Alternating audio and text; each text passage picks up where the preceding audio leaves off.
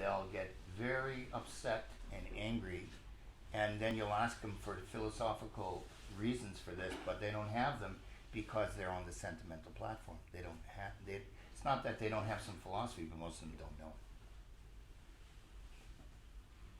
So they're more sentimental. And here, it's more philosophical. We need to know. We want to know. And Western religions want to convert others. How many wars, my friends, historically have there been based in religion? And who does it better? Who goes to war better and more often than the Christians and the Muslims? Tell me. Is somebody I'm missing here?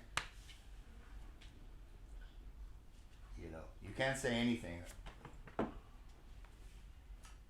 You're going to be in trouble. So, Western religions want to convert others. They're always looking for converts. And Vedic spirituality wants simply to enlighten others. That's all. This is not a religion here, by the way. This is a yoga system. Yoga means linking the soul with God. This is yoga. This is not specifically an Ashtanga yoga system with asana and pranayama, but you can do that. That's fine. This is bhakti yoga. Yoga of love and devotion. Learning how to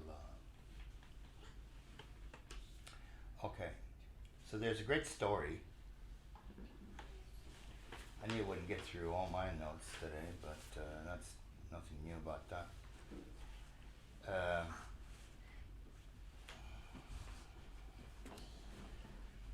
There's a great story about cyclical construct of life. Yeah, it's about, you'll find it in various places in the Vedas. Markandeya. Markandeya was a rishi, a sage, and he was blessed with immortality. So a lot of people, that would be great. If I'm immortal, I'll never die.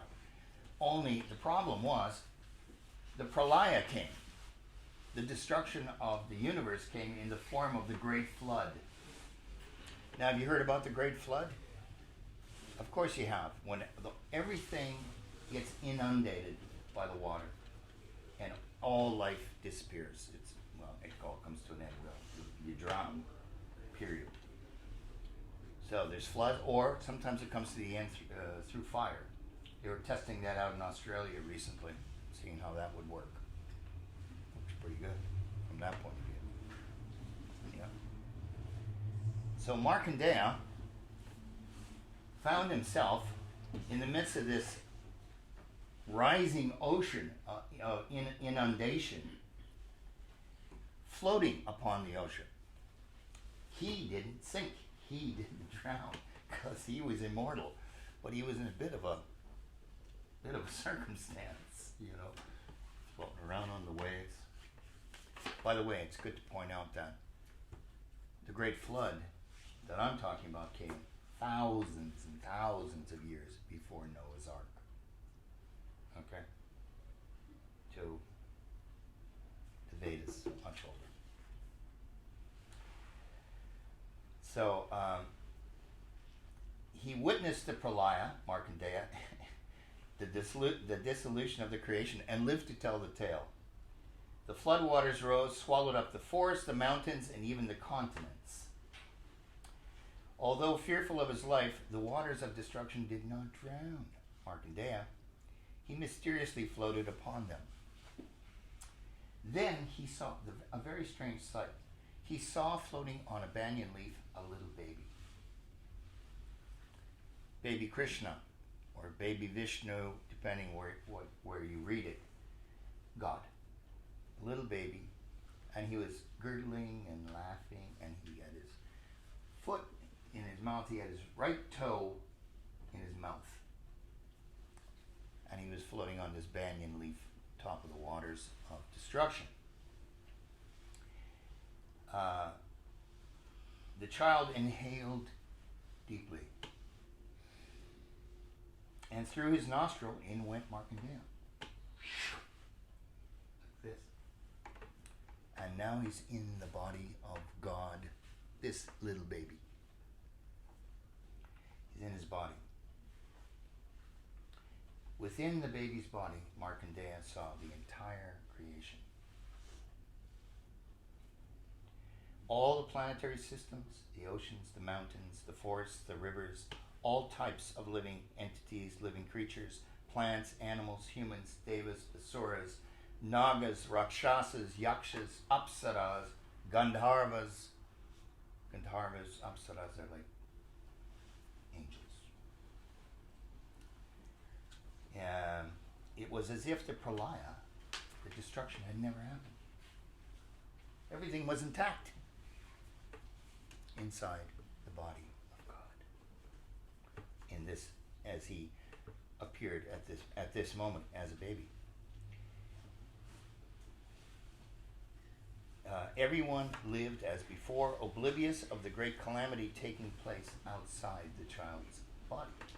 They were oblivious. They didn't know what was going on. Their own life was carrying on as usual. Okay.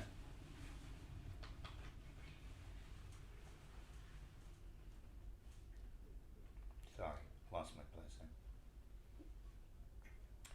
Markandeya realized that outside the baby's body was death, and inside was life. As long as he was outside, Markandeya experienced fear and insecurity. But inside, he experienced wonder, security, and peace. He then realized that the baby was God himself. Krishna taking the form of a baby represents what? Why is God taking the form of a baby? Because the baby represents renewal and innocence. The world collapses when innocence and purity is lost. If you look historically at any great civilization, when they come to the end, when they start to decline, that's when they become more corrupt. There's more hypocrisy, and they lose their purity and their truth and their morality. Have you seen any decline in morality lately? I think maybe somewhat, yeah? I think maybe a lot. Welcome to Kali Yuga. So, the world collapses when innocence and purity is lost, when corruption corrodes society. Pralaya, or death, is a metaphor, marking the moment when everything around us collapses. That's death. All structures break down, nothing remains to support us. We are left with nothing to cling to. The only thing that can take us through this storm like a raft, like the banyan leaf afloat on the waves, is our what? Shraddha. Faith. Faith in God. Spiritual faith. Faith in the fact that you are a soul. You are a pure spirit. And the connection you can develop or establish with God is entirely up to you. It's there for you anytime. Faith is a force that defies all transformations. It is a state where there is no death, no change, no transformation, and no fear. Only peace, serenity, and immortality.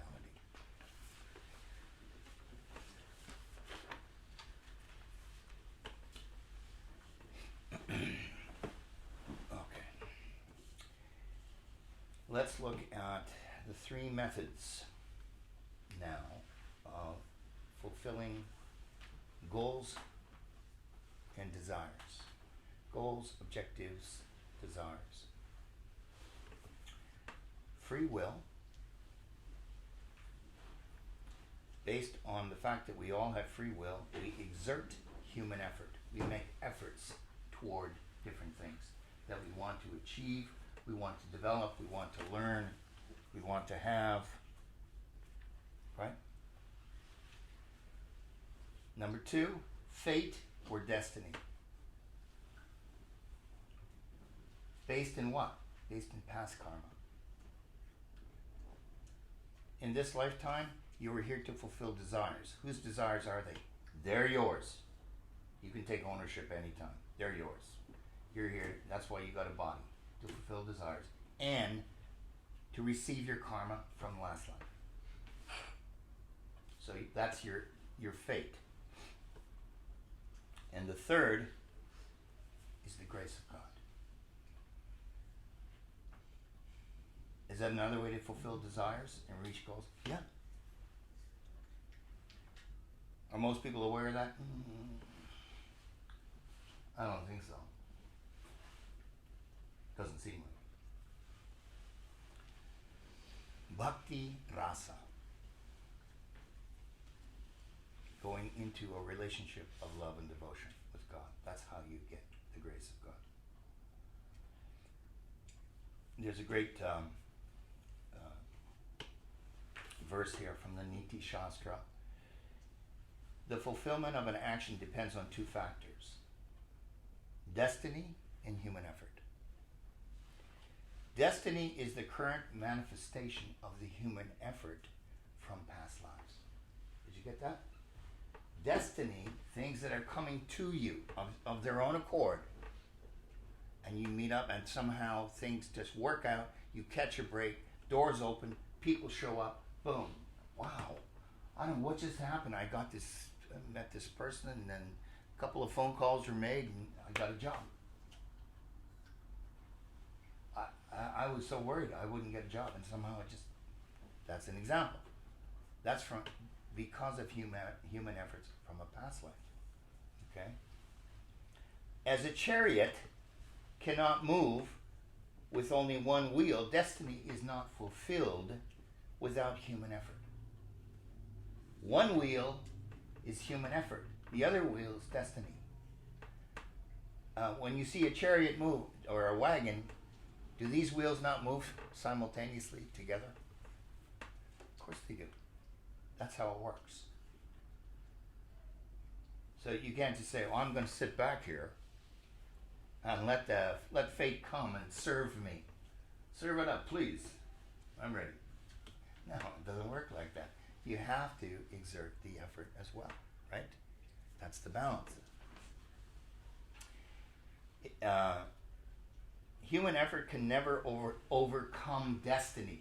Yeah, no, this is an interesting point. In the New Age movement, or human potential movement, they always say you can create your own reality. Is that true? No. Well, it is to a certain extent. If you want something, you can have it. You can bring it in. Depending on what? Depending on your karma. If it goes against your karma, that is your destiny, then it won't work. You know, a lot of people say they take these courses with these extreme multimillionaires who are going to teach you how to make millions like I have. That's not me saying that, by the way. I don't have that. But I have been doing Vedic astrology now for 43 years, and I've seen thousands and thousands of charts of people from all around the world. And if that is a map of your karma, that shows fate and destiny. And if in your birth chart it doesn't indicate that you're going to become a millionaire, could you close that door, please? Thank you. A millionaire or a multimillionaire, then guess what? It's not to say that you can't accumulate some money, but you're not going to be able to become a millionaire because it's not in your karma. Okay, my dear, you're going to have to be quiet now that you're here. Hello. It's my turn. I get to speak now. You speak later. Okay? Thank you, darling. So, there's a great story from the Vedas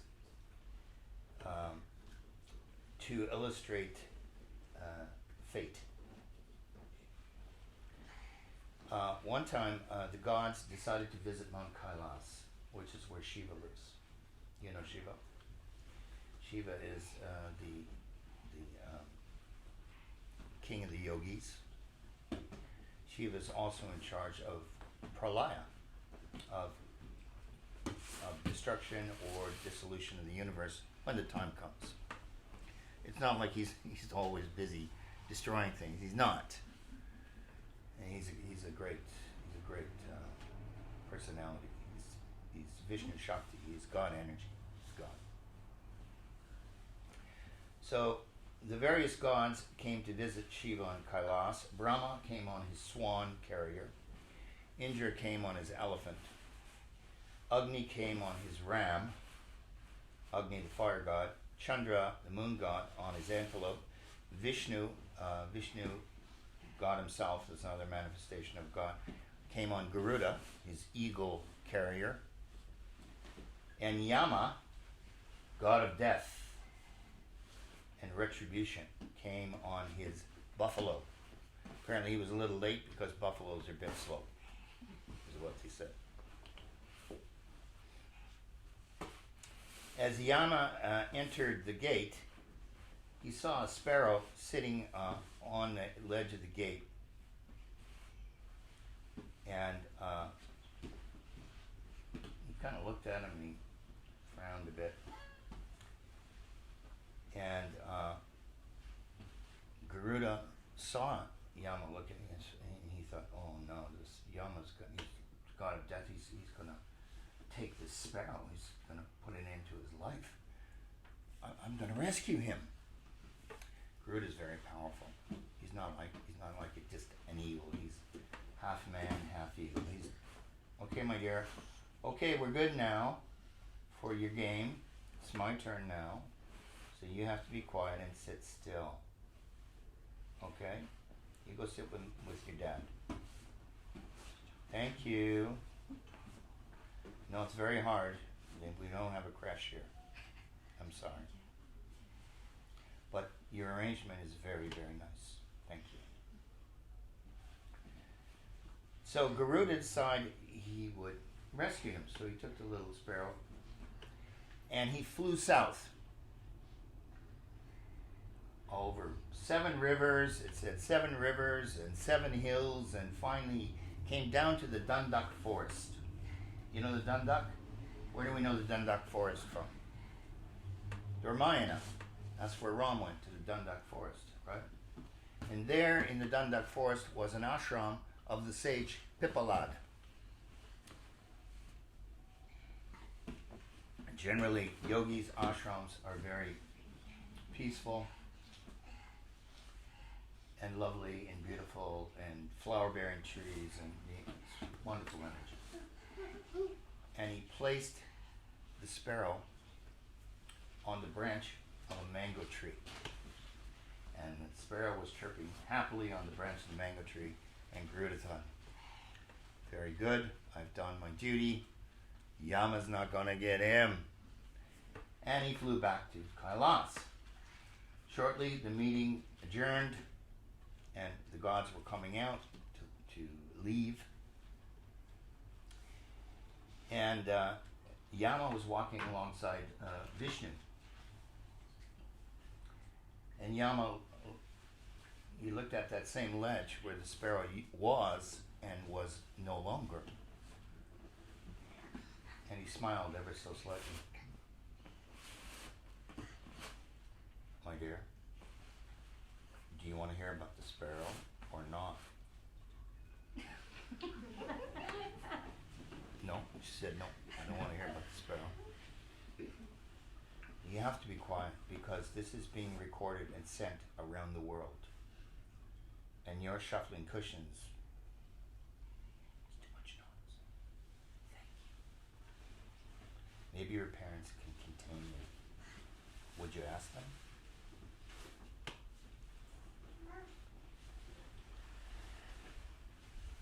It's sort of hard to concentrate sometimes. So, Yama smiled.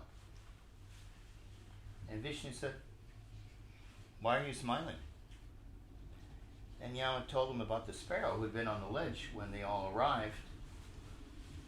And he said, "But the sparrow was destined to die today in the Dundak forest at the ashram of the sage Pipalada in a mango tree where he would be eaten by a python. And the reason I frowned was because, what's he doing here up at Kailas?" So now I realize that that's exactly what happened. He was down in the Dundak forest in the mango tree. And Yama was worried about the repercussions that would take place if the sparrow did not die at the appointed hour in the appointed place. But somehow things had gone as planned, and his karmic books were balanced. That's why he smiled. And there was Garuda, dumbfounded. What have I done? I've taken this little sparrow to its death. So Garuda caused the python to be fed. That was a hungry python, ate the sparrow, and the sparrow to meet his death, in spite of himself. So Garuda was only the instrument in the fate of the sparrow. Good story. We cannot escape our fate, my friends. When your time for death comes, it comes. We know from the Vedas that we have so many breaths assigned to us. And when your number of breaths are exhausted, you're finished. You don't get an extra breath. You know, can't. Please, can I buy 5 breaths? No, sorry, doesn't work like that. That's why I tell my clients who are marathon runners, not a good idea, my friend. It's a lot of breaths you're wasting there. You're going to use up those breaths in no time. Walk. That's my advice. Just walk. Of course, if they don't believe that this is true, then it doesn't matter.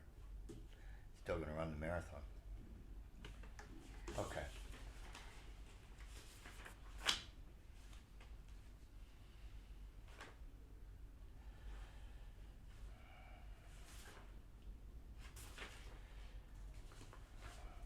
All this, I did.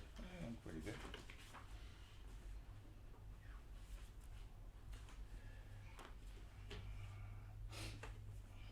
There was a poor Brahmin priest. Now we're going to talk about abandoning dharma to chase dana. Abandoning your duty, your obligation, your life purpose, your code of conduct, your path of virtue to chase money, to chase wealth. Have you seen anybody, do you know anybody who's done that with their lives? Oh, I dare say you do. 1 or 2 people. We might even look in the mirror. There he is now. We may have done that ourselves on occasion, correct?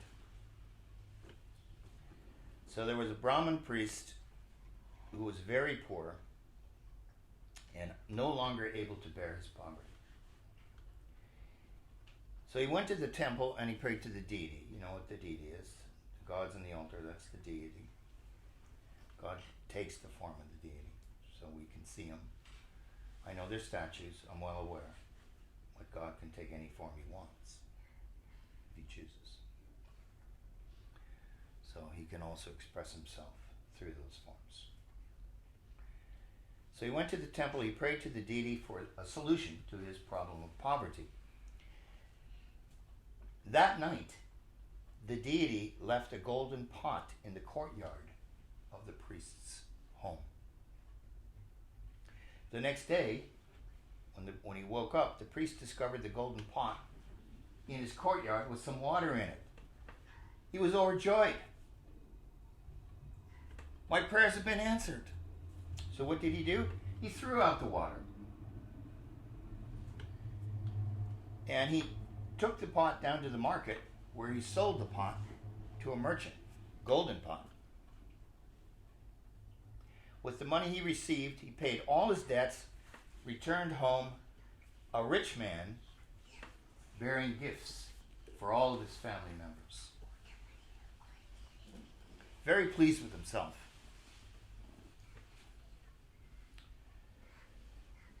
Soon after, as happens, my friends, when money arrives, when money appears, people go a little crazy. I cannot tell you how many stories of clients of mine that fight over money, especially when somebody dies and there's a will, a legacy. Well, you don't have to die. They'll fight when you're alive too, but it brings confusion. It brings confusion. Look what happens to these people who win the lottery. And they go in the newspaper, they go on TV, and they got the big check, it's this size. And look, I won. This is me. I live in such and such a place. That phone will not stop ringing at their house. With people, perfect strangers with great ideas that could use some of that money. This is a fact. What to speak of all the rallies. The relatives will come out of the woodwork. Believe me. You're related to me how? I'm the second cousin of the son of the brother of your former uncle. Oh, yeah, right. Never heard of you. So they begin to argue, fight over the vast wealth. Everyone from his wife to his children to his parents to his siblings demanded their share. Unable to bear this mental agony, which went on for quite some time, the priest returned to the temple and he complained. You ever get mad at God? Complain to the deity. How dare you? The golden pot you gave me has only multiplied my problems. I got more problems than ever now. And the deity replied, what golden pot? I gave you the elixir of peace and contentment inside the pot. It just happened to be a pot of gold. What did you do with the elixir of peace and contentment? I threw it out. Oh. You drank it? No. Oh. So the key thing that he was given to solve his problems, he got confused. He went off the path of Dharma and went to Dana. Look at all this money. And did it bring peace and contentment to his family? Quite the opposite, my friends. Quite the opposite. We must do our best to stay on the path of Dharma.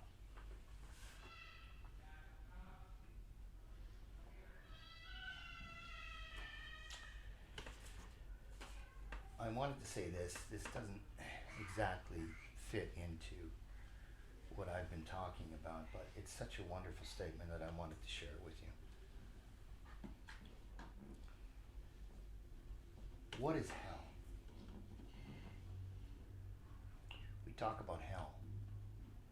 Sometimes we tell people, go to hell. Hellish state. We all want to avoid hell or a hellish state of mind or a hellish existence. There's various kinds of hell. We've all had a taste of hell at various times. Can you experience hell while you're on earth? Oh, yes, my friends. There are different war zones and countries you can go to right now. That's hell. It's no different than hell. Right? So what is hell? Simply, Hell is the separation from your true love. What do you mean? Separation from my girlfriend? From my wife? From my spouse? From my children? No. Inevitably, that you may have a true love in your wife or your husband, but they won't be there forever. They'll die, or you'll die, or the relationship will end before you die. And then you'll have to find a different true love. So who's your true love? It's Krishna. That's the only true love. That's the unconditional love. That's the love that goes on forever. It's eternal.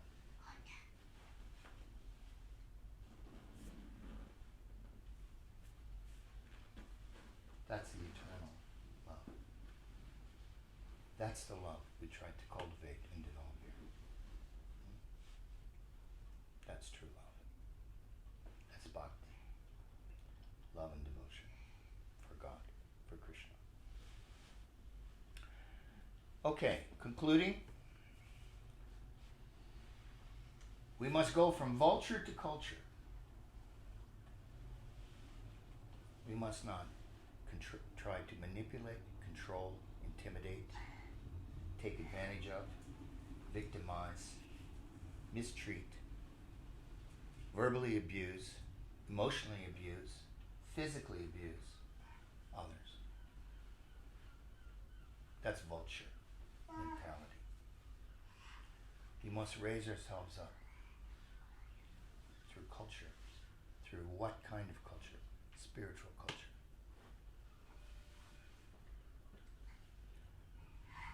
From vulture to culture, from dominance to dharma. Dharma is what? Giving, not taking. Duty to the whole world. Not just duty to yourself, your family. Duty to everyone. We have a duty to everybody, to all of us. Not just the people you're related to. Love for all, not power for a few. Affection, not domination. The true victor manipulates no one, nor is manipulated by anyone. That's the victor. That's victory. I thank you for your kind attention. Hare Krishna.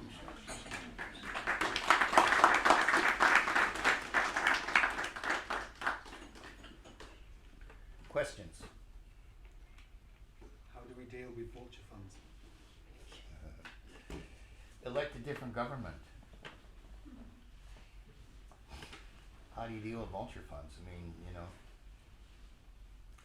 vulture funds means people who are investing in certain things simply to make money. And if there's a human consequence, it's going to cause a detrimental effect to humans on the other end on the receiving end or the other end of that transaction. That doesn't matter. I don't care about that. Right? I don't care about those consequences as long as I get mine. How to deal with it? By enlightening people. If you're people who have money in vulture funds generally operate out of fear. Now, I'm not going to criticize people for investing their money, okay, so don't get me wrong. But many people operate out of fear. The stock market, which is speculative investment, is based on what two emotions?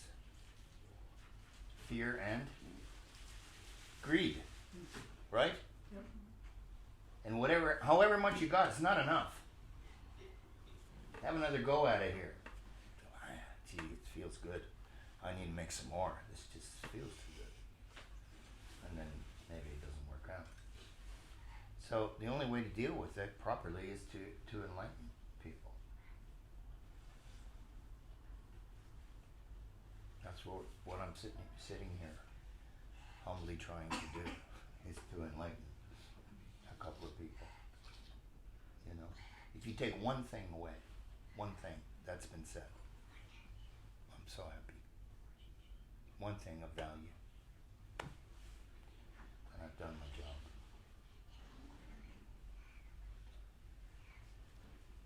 Any other questions, comments? Prabhu, what can we do in our day-to-day activities to develop that kind of consciousness which help us to understand that real dharma? You always ask me that, Prabhu.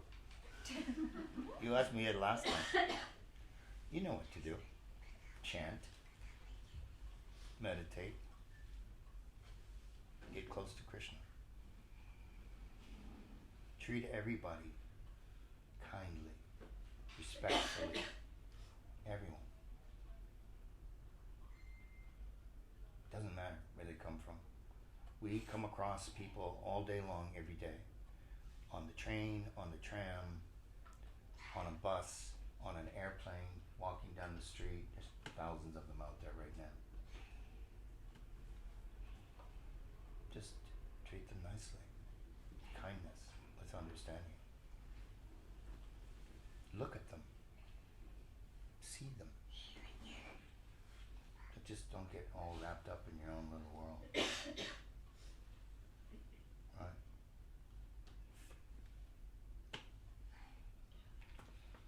I like when they, well, I don't like it, but when you walk down the street and they almost run into you. You know? Or they run into a car as they're crossing the street. Very dangerous these days. Distraction. One of my friends calls them, you know, the weapons, they say, the so-called weapons of mass destruction, which are, you know, like bombs and such. He calls cell phones or mobile phones weapons of mass distraction. That's exactly what they are. We're always nosing the phone. Okay? You're doing kirtan, Prabhu? I actually don't know what's happening with the program. You want me to do art? Who's doing it? No, who's doing the RT? Now I got a message from. Are you Rosie? Yeah. Yeah, I got a message from Manu. Somebody's doing the RT. Do you want me to look at my phone or what? And you were doing the kirtan, or are you doing the RT now? I asked Pat to do kirtan before because no one could play Madanga, so. No, okay. Oh no, we have some good Mridanga players here. Don't worry. Sorry.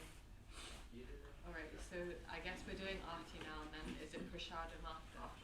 Okay. Yeah, I don't know where it's going to come from because there's no kitchen here anymore. That'll be something, huh? Pravesh took care of it. Come Okay, from nowhere. so we're doing go arti. Alright, can everyone stand up, please? Thank you.